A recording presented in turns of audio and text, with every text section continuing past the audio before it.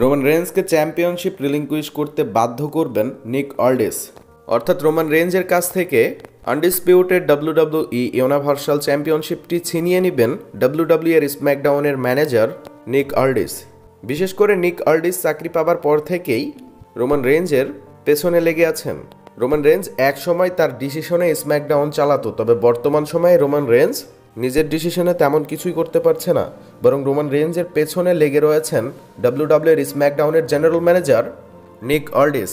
সর্বশেষ দেখা গিয়েছিল রোমান রেঞ্জ তিনি ফ্যাটাল ফোর-ওয়ে ম্যাচটি খেলতে চাচ্ছিলেন না, তবে জোরপূর্বক নিক অল্ডিস রোমান রেঞ্জকে ফ্যাটাল ফোর-ওয়ে ম্যাচে যুক্ত করেছেন। এখানে নিক অল্ডিস জানিয়েছিলেন রোমান রেঞ্জ যদি ফ্যাটাল ফোর-ওয়ে ম্যাচ না খেলে তাহলে তার কাছ থেকে চ্যাম্পিয়নশিপটি ছিনিয়ে নেওয়া হবে। অর্থাৎ এখন থেকেই রোমান রেঞ্জকে হুমকির পুরে রাখা হচ্ছে ডাব্লিউডাব্লিউ এর এই ম্যানেজারের পক্ষ থেকে।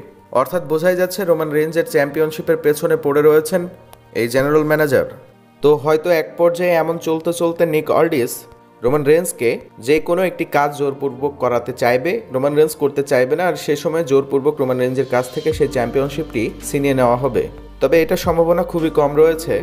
দেখা যাক নিক অল্ডিস এবং রোমান রেঞ্জের মধ্যে কি হয়। ধন্যবাদ।